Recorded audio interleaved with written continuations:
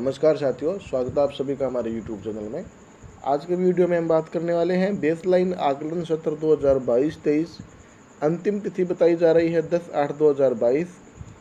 इसके मुख्य बिंदु कौन कौन से हैं जो हम इस वीडियो में आपसे चर्चा करने वाले हैं। पहला है बेसलाइन असेसमेंट का जो टाइम टेबल है वो हम बताने वाले हैं।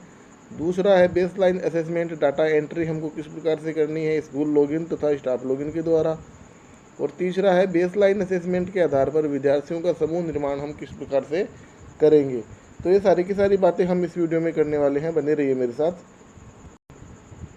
अब बात कर लेते हैं आदेश की। आदेश का जो विषय है हमारा वो शैक्षिक सत्र 2022-23 में विद्यार्थियों का जो बेसलाइन आकलन है और दक्षता आधारित समूह निर्माण के लिए हम किस प्रकार से क्रिया करेंगे।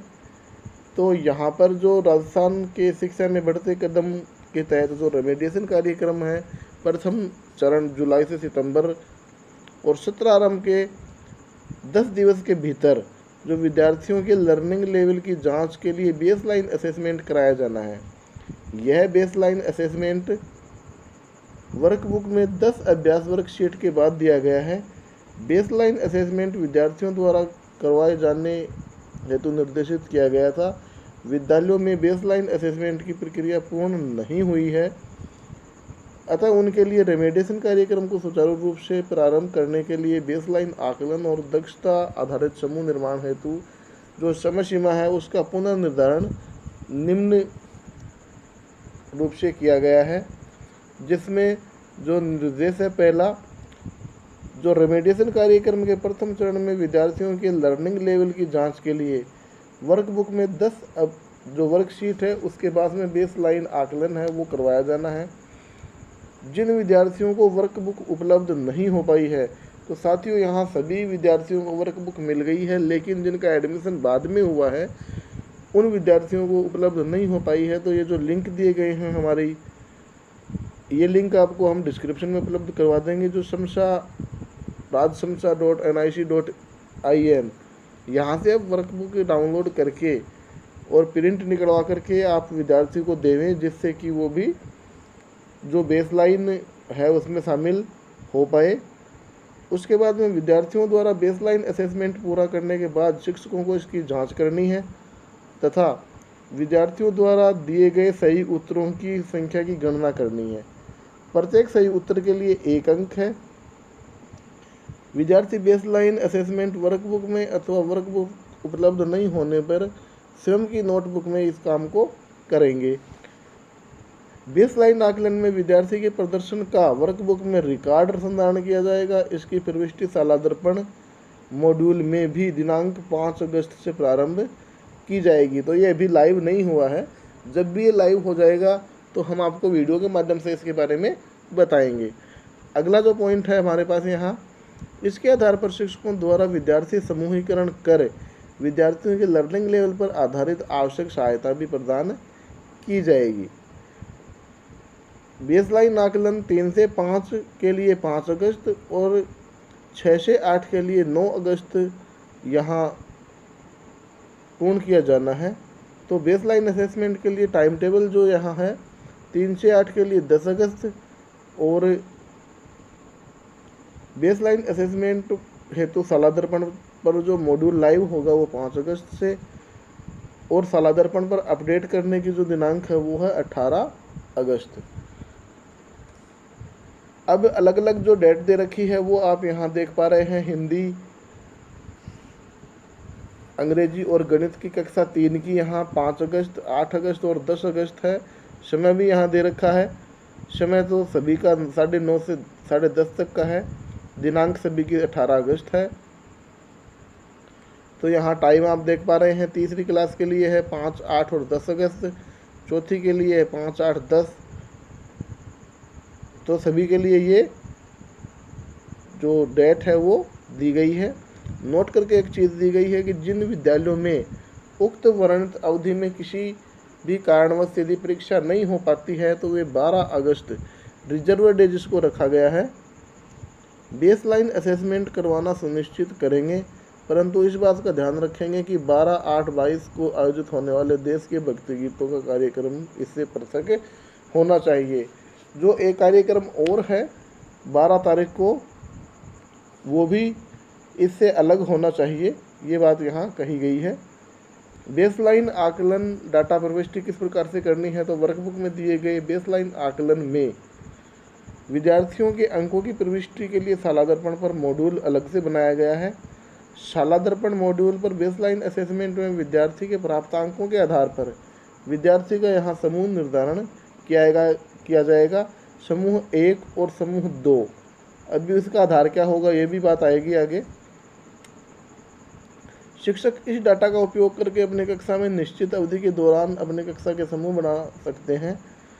यह डेटा पूरी तरह से शिक्षकों को उनकी कक्षा के प्रदर्शन के बारे में जानकारी प्रदान करने तथा कक्षा शिक्षण में उनकी सहायता करने के लिए एकत्र किया जा रहा है। शिक्षकों से अनुरोध है कि वे डेटा को सटीक रूप से दर्ज करें।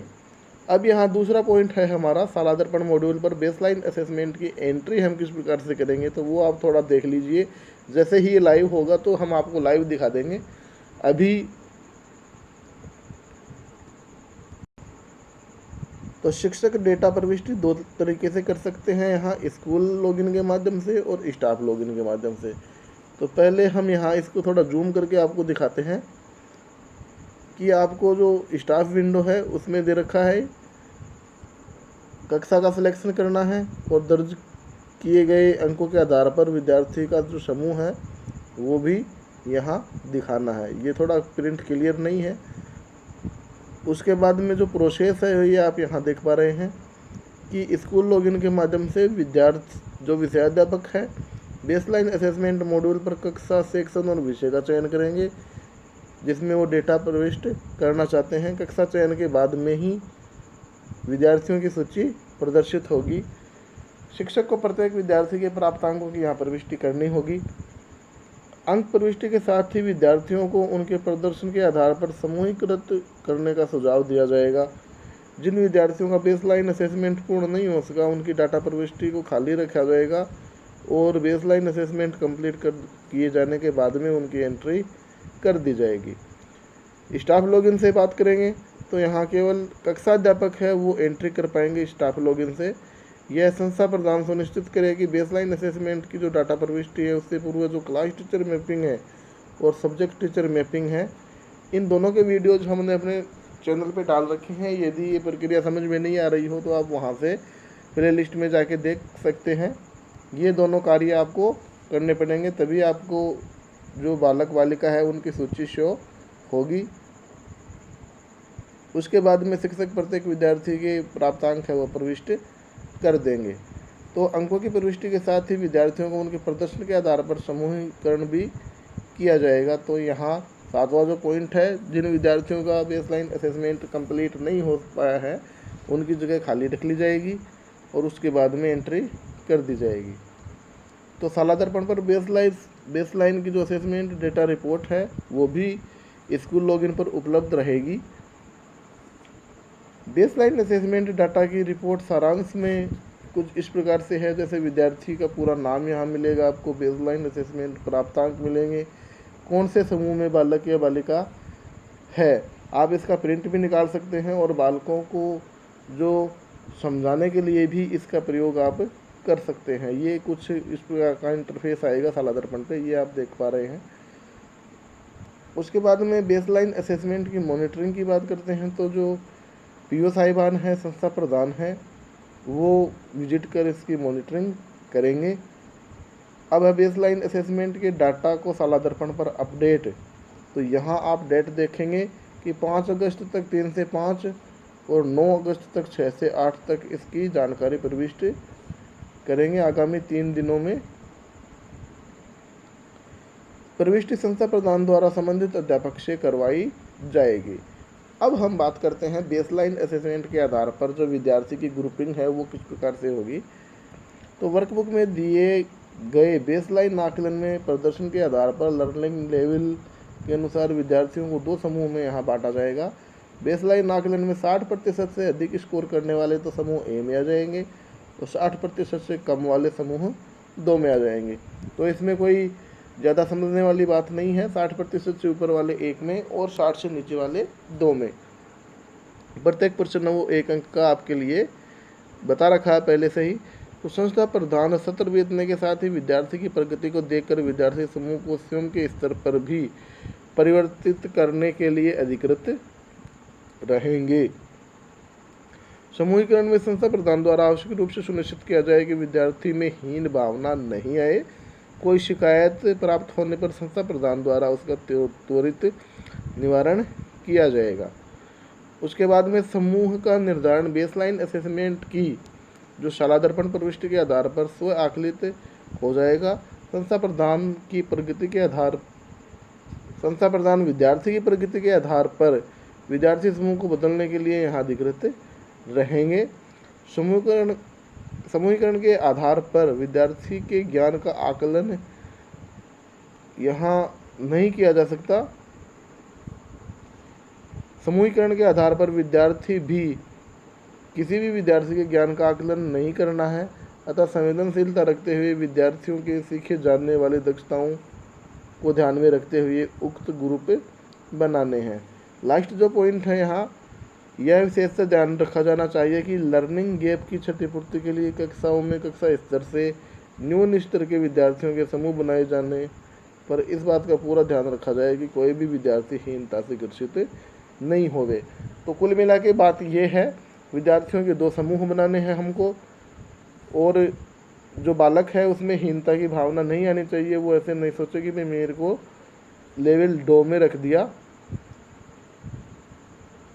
और जो शिक्षक साथी हैं वो इस चीज़ को काफ़ी गंभीरता से लेंगे, जिससे कि ये कार्य संभव हो पाएगा। किसी भी जानकारी के लिए आप हमारे कमेंट बॉक्स में कमेंट कर सकते हैं। साथियों, जानकारी अच्छी लगी हो तो अपने साथियों के साथ शेयर जरूर कर दें, चैनल को सब्सक्राइब कर ले तथा बेल आइकन को प्रेस जरूर कर ले, जिससे कि आगे आने वाले वीडियोज़ की नोटिफिकेशन आपको मिल पाए। मिलते हैं आपसे नेक्स्ट वीडियो में।